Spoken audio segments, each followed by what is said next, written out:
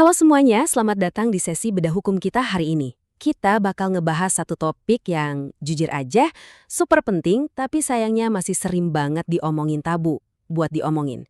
Yap, kekerasan dalam rumah tangga atau yang biasa kita sebut KDRT. Di sesi ini kita mau bongkar aturan hukum soal KDRT pakai bahasa yang gampang banget dipahami supaya kalian benar-benar tahu apa aja sih hak dan perlindungan yang sebenarnya kalian miliki. Nah, sebelum kita masuk lebih jauh, coba deh kita pikirin satu pertanyaan besar ini.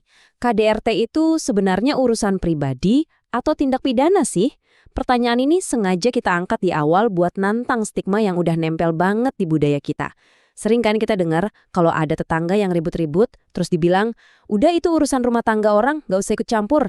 Tapi apa iya mata hukum melihatnya kayak gitu?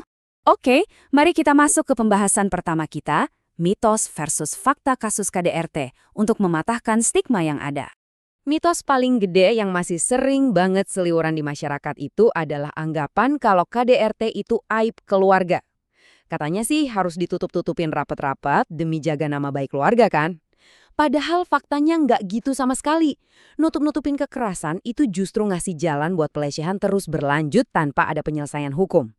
Secara aturan, KDRT itu jelas-jelas pelanggaran hak asasi manusia dan masuk kategori tindak pidana. Jadi catat ya, ini bukan rahasia keluarga yang harus disimpan, ini adalah sebuah kejahatan. Dan buat buktiin kalau ini beneran tindak pidana, negara itu sebenarnya hadir loh lewat Undang-Undang Nomor 23 Tahun 2004. Undang-undang ini ibarat perisai hukum yang kuat banget buat para korban, yang secara statistik memang didominasi sama perempuan dan anak-anak. Dan yang bikin aturan ini keren, perlindungannya nggak cuma soal pukulan atau kekerasan fisik aja. Kekerasan seksual di dalam pernikahan, tekanan psikologis yang bikin mental down, sampai penelantaran ekonomi, kayak misalnya sengaja nggak ngasih nafkah, itu semua diatur dan dilindungi penuh sama undang-undang ini. Sekarang kita lanjut ke bagian selanjutnya. Mengapa KDRT bisa terjadi? Mari kita lihat akar permasalahannya. Kalau kita lihat dari data dan penelitian yang ada, biasanya ada 3 pemicu utama kenapa KDRT ini bisa kejadian. Pertama, faktor ekonomi. Gak bisa dipungkiri, tekanan finansial buat menuhin kebutuhan sehari-hari itu sering banget memicu stres yang ujung-ujungnya meledak jadi kekerasan. Terus yang kedua, perselingkuhan. Hadirnya orang ketiga ini benar-benar ngancurin kepercayaan dan bikin konflik emosional yang luar biasa ekstrim. Dan yang ketiga, ini yang masih sering kita temuin, budaya patriarki. Ini adalah pola pikir di mana suami ngerasa punya kekuasaan penuh dan mutlak atas istrinya. Jadi dia ngerasa punya hak buat main tangan kalau lagi emosi. Dan disinilah hukum benar-benar bekerja. Para pelaku ini nggak bakal bisa lolos gitu aja. Coba kita lihat tabel hukumannya ini. Ancamannya masif banget loh.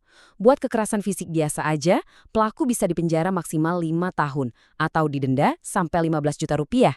Gimana kalau sampai korbannya luka berat? Ancamannya naik drastis jadi maksimal 10 tahun penjara.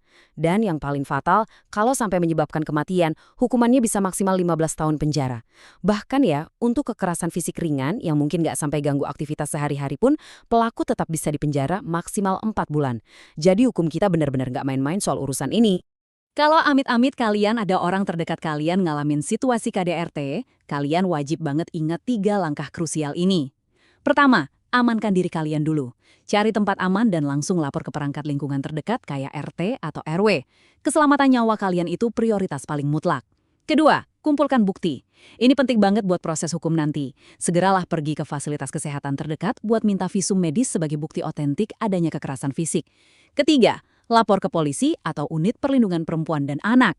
Kalian harus tahu, pihak kepolisian itu wajib ngasih perlindungan sementara selama 1x24 jam sejak laporan kalian diterima. Dan perlindungan ini bahkan bisa diperpanjang sampai 7 hari loh kalau ada penetapan dari pengadilan.